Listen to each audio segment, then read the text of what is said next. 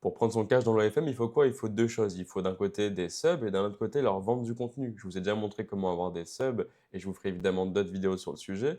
Et aujourd'hui, on va voir le chatting, les bases du chatting et comment leur vendre du contenu. Déjà hyper important, le chatting, c'est que de la psychologie. Arrêtez de penser que l'abonné va arriver et va dire OK, je vais acheter pour 500 euros ou qu'il va arriver que premier message, on va lui vendre un média. On n'est pas au marché. Ici, on est face à un abonné, un humain. Et cet humain, qu'est-ce qu'il recherche? Il recherche de l'affection, de l'attention. C'est principalement ce qu'il recherche. Il n'est même pas là forcément que pour avoir du plus. Il est là pour se sentir écouté, pour se sentir aimé. Il a besoin de parler de sa journée après le boulot quand il rentre le soir, quand il a des problèmes, quand il parle de sa femme, il veut se sentir écouté. Et c'est après, avec le lien qui va se créer avec cette écoute, qu'on va pouvoir justement lui vendre des médias. Mais pensez pas qu'il va arriver qu'on va pouvoir directement le bombarder et l'arracher. Ça marche pas comme ça. Il veut se sentir écouté. C'est de la psychologie, le chatting. Donc, rentrer dans sa tête et écoutez-le. Après, on a plusieurs types de subs. On a les baleines, par exemple. Bon, eux, c'est les meilleurs. Ils vont lâcher des 1000, 2000 euros dans la soirée pour quelques contenus vidéo et ils pourront lâcher très souvent des grosses sommes. On a les time wasters. Donc, c'est ceux qui nous font perdre notre temps. C'est ceux qui sont juste là pour discuter. Ok, c'est bien de les écouter, de rentrer dans l'affectif, ouais, de leur faire comprendre qu'ils sont importants. Mais si tu veux juste parler, au bout d'un moment, bah, tu nous emmerdes. Du coup, bah, ceux-là, on s'en fout et on va les trier et les jarter. Après, il y en a aussi qui vont arriver à avoir des petits portefeuilles. Mais là, c'est important de quand même leur vendre, évidemment, parce que plein de petits subs avec des petits portefeuilles, au final, ça fait quand même des sommes qui rentrent.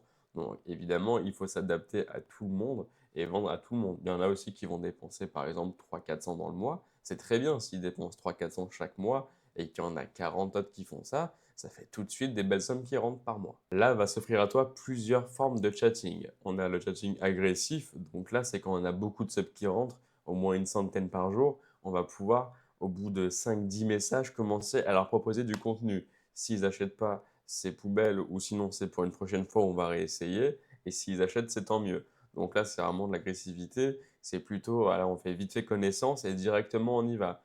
Après, sinon, ce que moi j'appliquais, et ce que j'applique encore, c'est plutôt de prendre son temps, de prendre un jour ou deux, qu'un lien se fasse, et du coup, là, il sera beaucoup plus apte à dépenser par la suite, parce que si on fait ça jour 1, il va être réticent, etc., et il ne voudra pas. On va dire que jour 1, il y a 20-30% de chances que ça passe, et quand on fait ça jour 2, jour 3, on peut monter à des 60-65% de chances de leur vendre le contenu. Donc, moi, c'est ce que je conseille, d'attendre un petit peu, mais aussi ce qui est important, c'est que tu dois absolument lead la conversation. C'est toi qui dois tenir les rênes de la conversation et faire ce que tu veux de l'abonné. C'est pas à lui de guider la conversation. Il y a des petites techniques pour faire ça. Par exemple, tu peux tout simplement le rendre fou. Tu vas rentrer dans une conversation un peu plus haute. Donc là, il va être tout excité, etc. Et d'un coup, tu vas twister, par exemple, sur un truc hors sujet ou un truc qui n'a rien à voir. Tu vas lui poser une question sur sa journée ou une question sur un autre sujet. Du coup, tu vas complètement sortir de ça. Lui, il était tout chaud. Et du coup, il va pas comprendre. Il va se dire, mais elle est là pour ça et là, elle veut pas me faire ça. Et du coup, là, après, tu en fais ce que tu veux. Une fois qu'il est perdu, là, tu reprends le lead et tu en fais ce que tu veux. Et après, justement, quand toi, tu auras décidé d'aller le chercher pour lui vendre du contenu, là, il sera prêt à l'accepter parce qu'il va se dire, OK, elle est tellement insaisissable, c'est maintenant qu'il faut y aller, elle me propose ça, je vais accepter.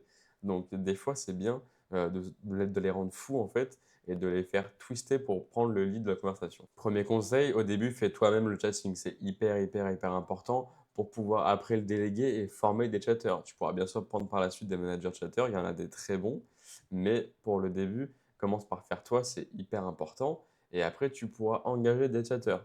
Donc sur le marché français principalement, tu auras soit les Béninois ou soit les Malgaches. Donc là, ça va être les plus intéressants parce qu'en termes de pourcentage, ils prendront entre 10 et 20% de tout ce qu'ils vendent.